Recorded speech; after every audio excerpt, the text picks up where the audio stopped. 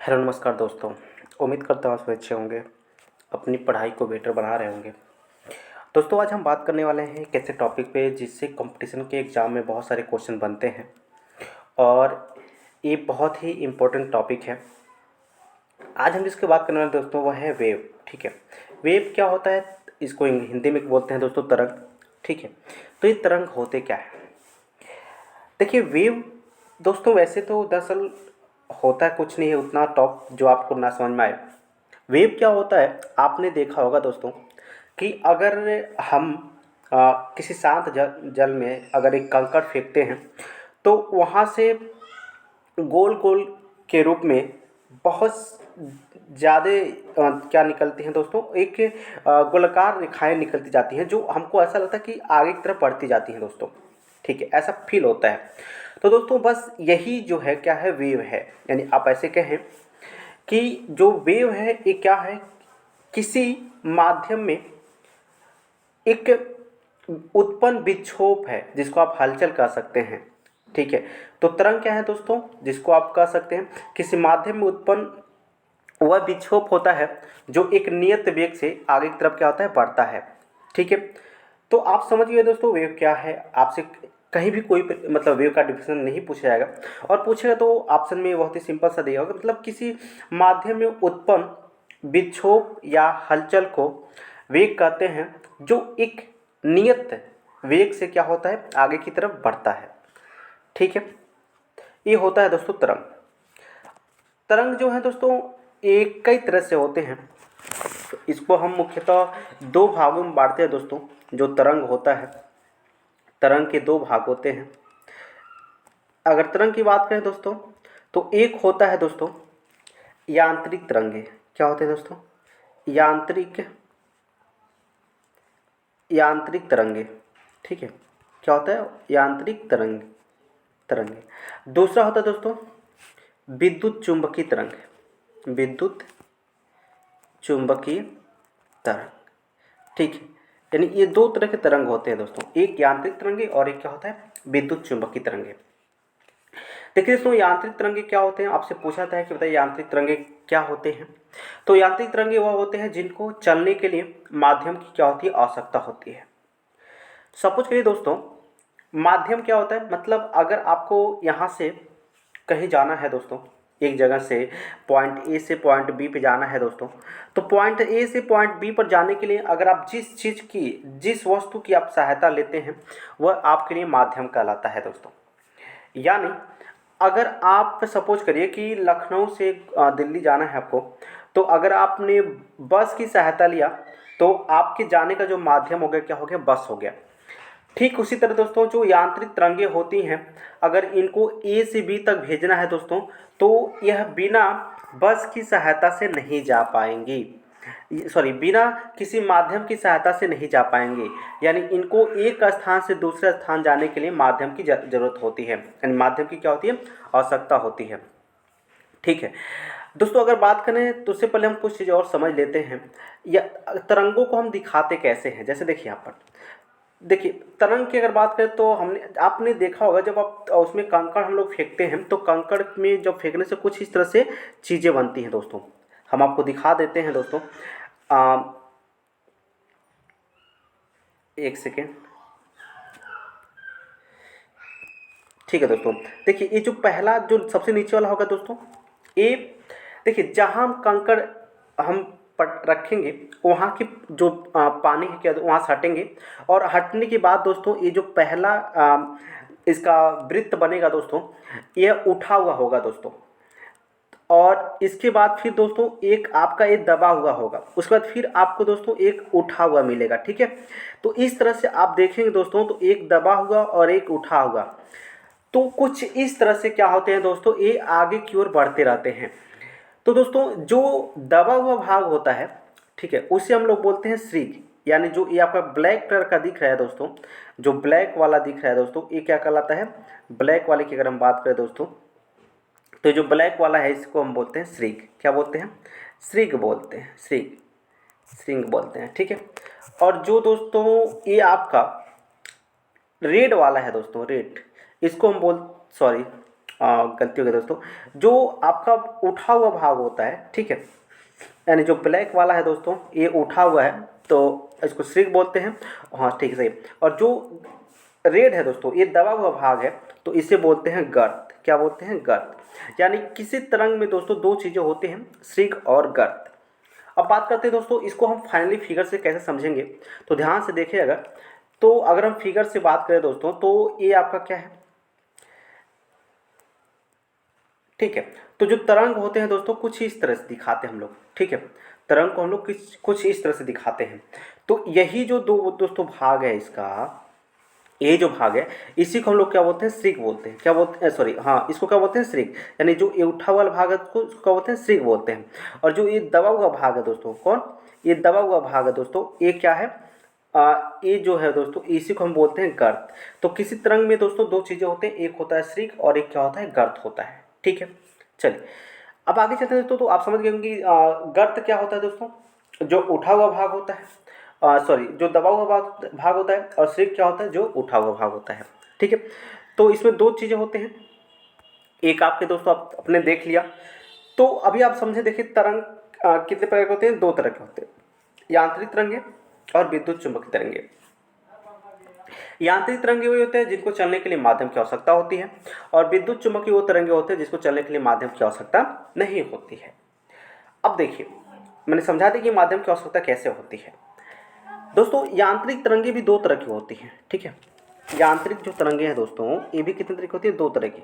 देखिए अगर बात करें यांत्रिक तरंग की, ठीक है, ये भी दो तरह की होती है। कौन कौन? एक होता है दोस्तों अनुदैर्ध्य तरंग। क्या होता है? अनुदैर्ध्य तरंग, ठीक है, अनुदैर्ध्य तरंग। ये अनुदैर्ध्य तरंग क्या होते हैं अभी उस पर चर्चा करेंगे। और दूसरा दोस्तों होता है, दूसरा एक आपका होता है दोस्तों अनुदैर्ध्य तरंग,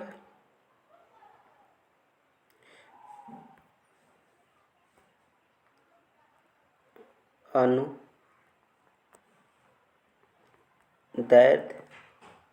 तरंग। और दूसरा होता है दोस्तों आपका, दूसरा ये होता है दोस्तों अनुप्रस्थ तरंग। अनुप्रस्थ तरंग। तो देखिए यांत्रिक तरंगे भी दो तरह की होती हैं, एक अनुदैर्ध्य तरंग और एक होता है अनुप्रस्थ तरंग। अब बात करते हैं ये अनुदैर्ध्य तरंग और अनुप्रस्थ तरंग क्या है, इनको थोड़ा सा देख लेते हैं डिटेल में, ठीक है। देखिए अगर बात करें अनुदैर्ध्य की तरंग की, पहली बात यांत्रिक संज्ञा आप समझ लीजिए, जिन्हें चलने की क्या होते हैं, जिनको चलने के लिए माध्यम की क्या होती है? आवश्यकता होती है, यानी जिनको जाने के लिए माध्यम की आवश्यकता होती है, बिना माध्यम के एक जगह से दूसरी जगह पर नहीं जा पाएंगे। अनुप्रस्थ तरंगे मतलब वे तरंगे होती हैं, अब यहाँ देखिए जो विद्युत चुंबकीय तरंगे वे तरंगे होती हैं जिनको चलने के लिए माध्यम की आवश्यकता नहीं होती है। एग्जाम्पल में आप समझिए। अच्छा यहीं पर हम देखिए थोड़ा सा एग्जाम्पल दे देते हैं आपको। अगर आपसे पूछा कि यांत्रिक तरंगे की एग्जाम्पल बताइए, तो ध्वनि। दोस्तों जो ध्वनि होता है ना, ये क्या होता है? यांत्रिक तरंगे होती हैं, ठीक है। ध्वनि कैसे तरंग होता है? यांत्रिक तरंगे। आगे आप समझाएंगे हमको कैसे यांत्रिक तरंगे होता है। और बात करें विद्युत चुंबकीय तरंग की एग्जाम्पल, तो जो सूर्य का दोस्तों प्रकाश होता है ना, सूर्य का प्रकाश, ये क्या क्या है? विद्युत चुंबकीय तरंग का एग्जाम्पल है, ठीक है। तो सूर्य का प्रकाश क्या है? विद्युत चुंबकीय तरंग है। और ध्वनि क्या है दोस्तों? ये आपके यांत्रिक तरंगे हैं, ठीक है। ये चीज़ आपको याद रखना होगा। अब देखिए अब यांत्रिक तरंगों को हमने दो भागों में बांटा है। यांत्रिक तरंगे क्या होती हैं? एक अनुदैर्ध्य तरंगे होता है और एक अनुप्रस्थ तरंगे, यानी इनको चलने के लिए माध्यम की आवश्यकता होती है। अनुदैर्ध्य तरंगे किसे कहेंगे? तो देखिए दोस्तों होता क्या है कि जब तरंगी चलती हैं तो आपको पता है तरंग जो उत्पन्न कैसे होती है, तो कंपन से उत्पन्न होती हैं, विक्षोभ से उत्पन्न होती हैं। तो जब तरंग चलती हैं तो तरंग के चलने की दिशा और माध्यम के जो कण हैं दोस्तों वो कंपन करने की दिशा अगर दोनों सेम है तो ऐसे तरंग को हम बोलेंगे यांत्रिक तरंगे बोलेंगे। क्या बोलेंगे? अनुदैर्ध्य तरंग बोलेंगे। देखिए ध्यान से समझिएगा, मतलब देखिए तरंग अगर चल रहा है तो तरंग चलने की दिशा और दोस्तों कंपन की जो दिशा है, दोनों जो माध्यम के कण हैं उनमें जो कंपन की दिशा है अगर दोनों सेम है तो उसे हम बोलेंगे अनुदैर्ध्य तरंग। अब बात समझिएगा दोस्तों इस कैसे। देखिए एग्जाम्पल में आपको हम बताते हैं। एक स्प्रिंग है दोस्तों, क्या है? स्प्रिंग है, ठीक है। इस स्प्रिंग को दोस्तों हम क्या करते हैं, ऐसे खींच करके इसको खींच करके, ठीक है, और जब हम छोड़ते हैं दोस्तों तो स्प्रिंग का जो कंपन होता है किस तरह से होता है, स्प्रिंग तो ऐसे फैल जाती है दोस्तों, ऐसे फैल जाती है, और जब छोड़ते हैं दोस्तों तो इसका जो कंपन होता है कुछ इस तरह से कंपन करता है, ठीक है, आगे पीछे से कंपन करता है। मतलब जो इस अच्छा, इस तरंग की दिशा भी क्या होती है दोस्तों, जो तरंग की दिशा होती है वो भी क्या होता है, वो भी कुछ इस तरह से होता है। तरंग की दिशा भी क्या होती है, इस तरह से होती है। और जो कंपन की दिशा होती है दोस्तों, इनके जो कण हैं, यहाँ पर जो कण हैं दोस्तों, ये कंपन कैसे करते हैं, ऐसे कंपन करते हैं, आगे पीछे क्या करते हैं, कंपन करते हैं। तो मतलब क्या है कि तरंग की कण, जो माध्यम के कण हैं, उनकी जो कंपन की दिशा है वही क्या हो, इस तरंग की दिशा हो, तो ऐसे हम बोलेंगे इसको यांत्रिक तरंगे बोलेंगे, सॉरी अनुदैर्ध्य तरंग बोलेंगे। ठीक है, क्या बोलेंगे, अनुदैर्ध्य तरंग बोलेंगे। अब आपसे पूछता है क्वेश्चन, क्या पूछता है दोस्तों, क्वेश्चन ये पूछता है कि बताइए ध्वनि किस प्रकार की तरंग है। तो ध्वनि किस प्रकार की तरंग है, क्वेश्चन आपसे बहुत ज़्यादा ये बनता है, ध्वनि किस प्रकार की तरंग है। तो अगर ऑप्शन में है दोस्तों यांत्रिक तरंगे, तब तो उसको आप यांत्रिक तरंग देंगे, क्या देंगे, यांत्रिक तरंग आंसर देंगे।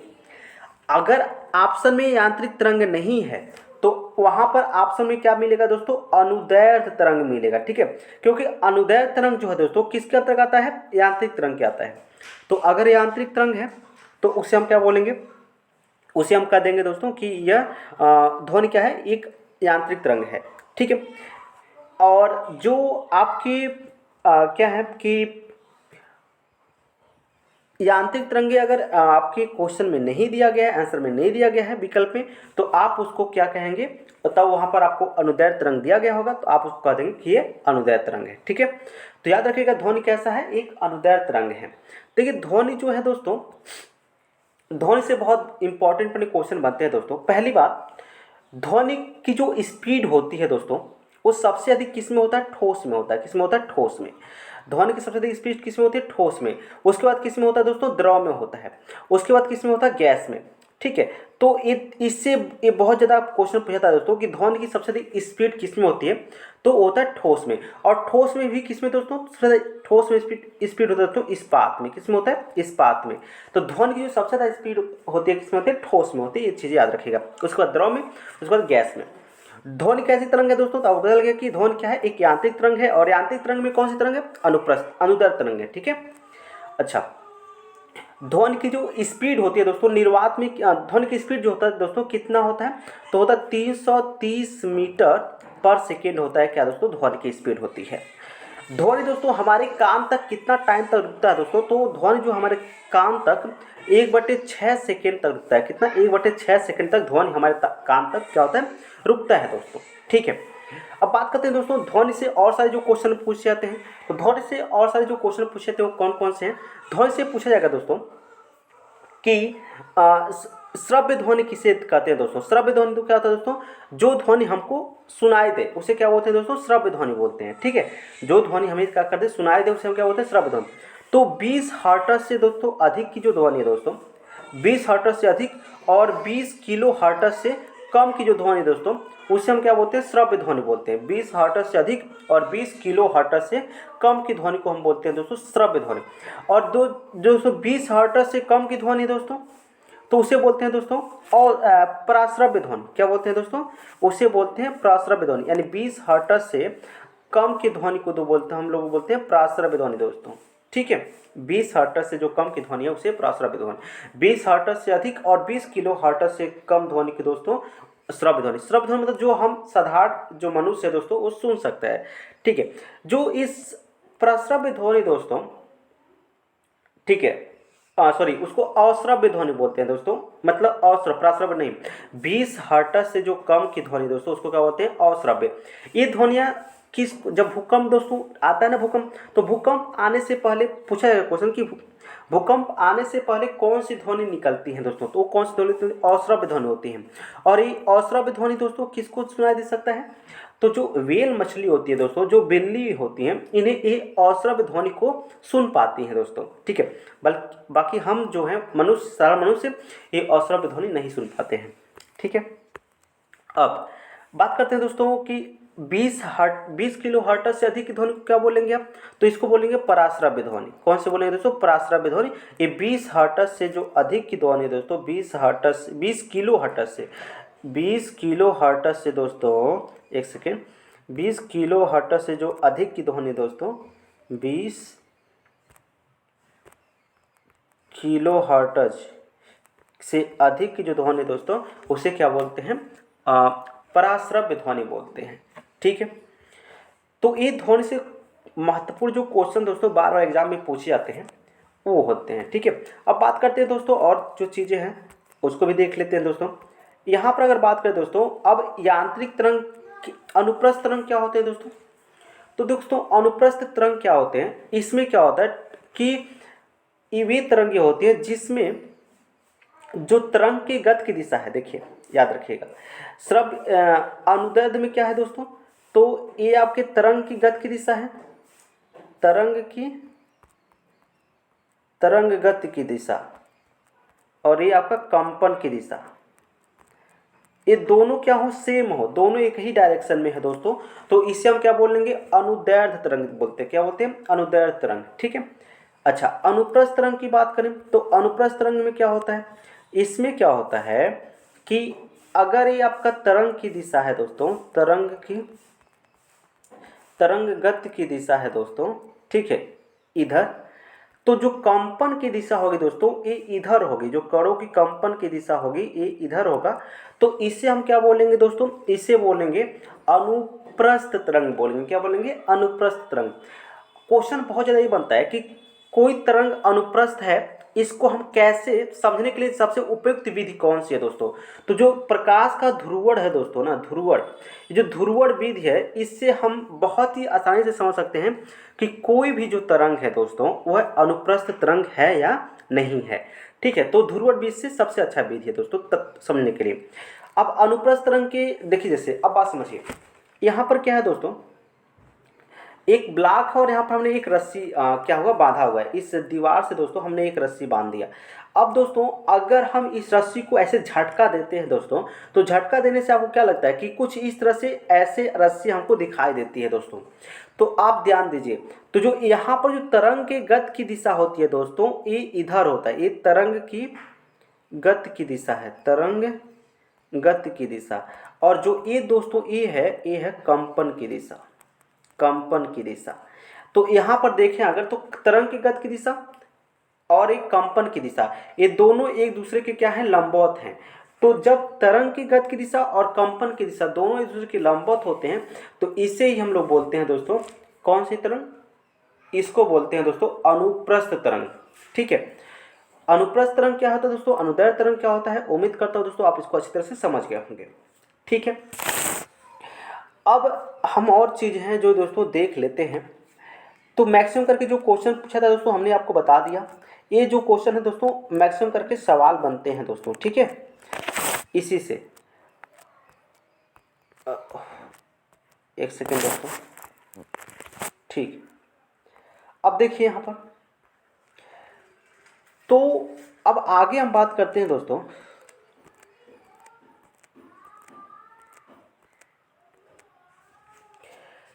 यहाँ पर कुछ और क्वेश्चन बनते हैं दोस्तों, उसको हम कैसे डिफाइन करेंगे?